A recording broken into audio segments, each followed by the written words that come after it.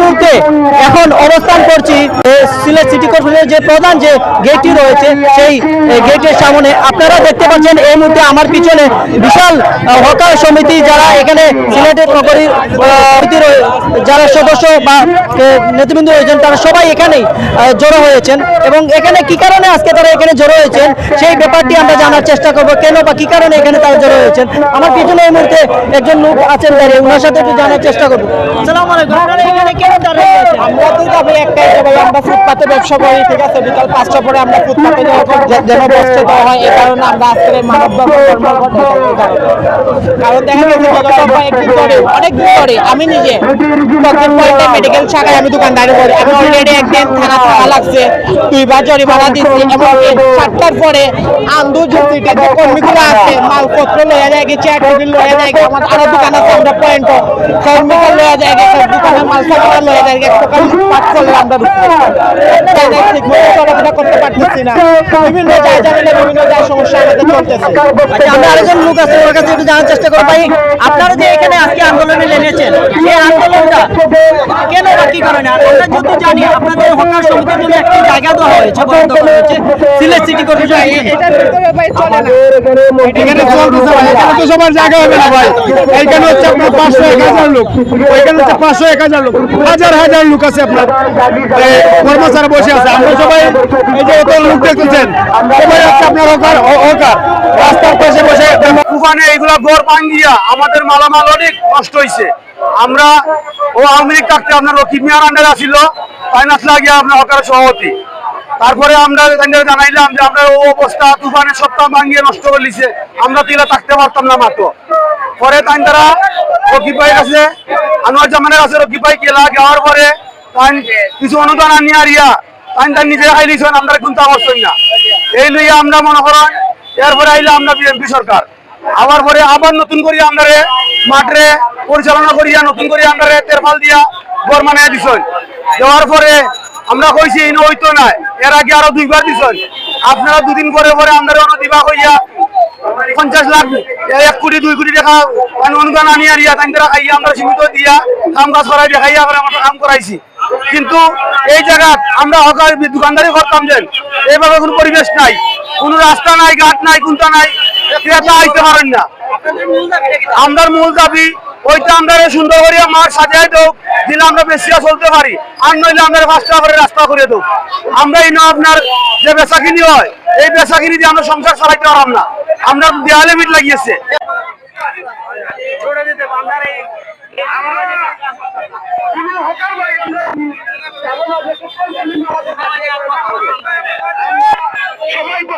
কর্মসূচি করেছি, আমাদের একটাই দাবি যে সারা বাংলাদেশে হকারদের পুনর্বাসন দেওয়া হয়েছে।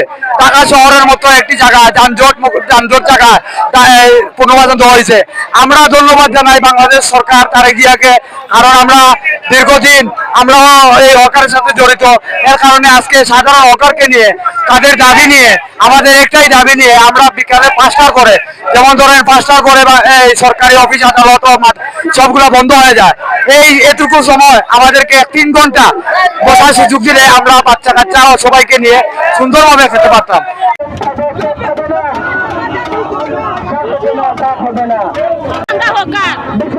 আমরা বাচ্চা কাচ্চা লেখাপড়া করাইতাম, আমরা দাবি মানিয়া নিতাম, আমরা বাচ্চা কাচ্চারা করাইতাম পারি, আমরা ডাইল ভাত খাইয়া বাচ্চা কাচ্চা পড়াই বাচ্চা কাচ্চা মানুষ করতাম। আমরা চাই আমরা অশিক্ষিত, আমরা বাচ্চা পড়া লেখাপড়া করতো, আমরা কিস্তি তুলিয়া আমরা এই হকার ব্যবসার লাগি টাকা নিয়ে ব্যবসা করছি, টাকা নিয়ে ব্যবসার লাগি আনছি, আমরা মালপত্র দরিয়া নিছই, আমরা মালপত্র আনতে পারছি না, এখন কিতালে আনতে পারছি না, আমরা 2500 2000 দাবি করই, আমরা দেখাইতে পারছি না, আমরা কেমনে আমরা আনমু মাল চুকাইয়া, আর কেমনে আমরা যাইমু। বলবেন আমরা প্রত্যেকেই খুব সুশৃঙ্খলভাবে আমরা দাবিগুলি শুনবো। ফেস্টুনের মধ্যে যে লেখা, আমি এই লেখাটি পড়লাম, পরে আমি এইটা তোমাদের সাথে একমত যে বাদ চাই, কাপড় চাই, বাঁচার মতো বাঁচতে চাই, আমরা সবাই চাই, আমরাও একই। তোমরা আপনারা যেভাবে মানুষ হাত পা নাক মুখ চোখ সবকিছু আমাদের কোনো পার্থক্য নেই।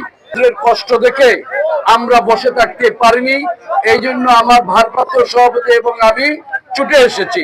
তোমাদের এই দুঃখ করে একটা জিনিস বুঝতে হবে, অধিকার আদায় করতে হলে কষ্ট করতেই আপনার, বিশেষ করে আমার মহানগর বিএনপির সভাপতি এবং আমার, যে তোমরা দয়া করে তোমাদের অবস্থান কর্মসূচি যেটা সেটা আজকের মতো এখান থেকে প্রত্যাহার করার জন্য অনুরোধ থাকছে।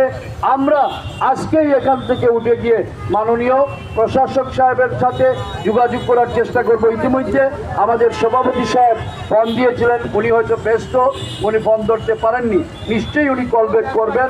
দিন থেকে আপনাদের যে যৌক্তিক দাবিগুলো আছে সেটি বাস্তবায়ন করার জন্য সরকারের দৃষ্টি আকর্ষণ করেছেন, আমাদের নেতৃবৃন্দ যারা আছেন তাদের দৃষ্টি আকর্ষণ করেছেন, আলা প্রশাসক পুলিশ কমিশনার মহোদয়কে আপনারা দিয়েছেন, আমাদের সিটি কর্পোরেশনের প্রশাসক মহোদয়কে দিয়েছেন।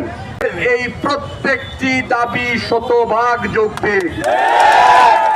আমরা শুধু আপনাদেরকে এইটুকু বলবো যে আমরা নির্বাচনের পূর্বে যেভাবে বলেছিলাম, আমাদের মাননীয় সাংসদ এবং বাণিজ্য মন্ত্রী আপনাদেরকে যে কথাগুলো বলেছিলেন এবং এখন যে কথাগুলো আপনাদেরকে বলছি তার সফল বাস্তবায়ন করার জন্য ইনশাআল্লাহ আমরা পদক্ষেপ নেব।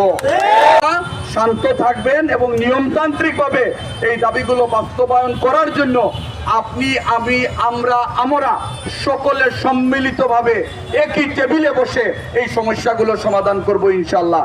আপনারা আমাদের প্রতিশ্রুতির উপরে, আমাদের কথার উপরে আপনারা অনুরোধ থাকবে, আপনারা আজকের এই অবস্থান ধর্মঘট আপনারা প্রত্যাহার করবেন, এই আহ্বানটুকু জানিয়ে আপনাদের ভবিষ্যৎ যাতে সুন্দর হয়, ভালো হয়। আমরা বুঝি যে আপনারা ক্ষুদ্র ব্যবসায়ী, আমরা বুঝি যে আপনারা ধার কর্জ করে অর্থ এনে ক্ষুদ্র ব্যবসা করে এখান থেকে 2 টাকা রুজি করে আপনার পরিবারের জন্য চাল ডাল কিনে নিয়ে যান, এটা আমরা বুঝি। আর বুঝি বলেই আপনাদের কাতারে দাঁড়িয়ে আজকে আমরা প্রতিশ্রুতি দিচ্ছি, সাধারণ সম্পাদক কথা বলেছেন, ইনশাআল্লাহ আপনাদের সেই জীবিকা নির্বাহের পথ রেখেই আমরা আইন কার্যকর করব। আপনাদেরকে বিপদে ফেলে নয়, আপনাদেরকে অসুস্থ রেখে নয়।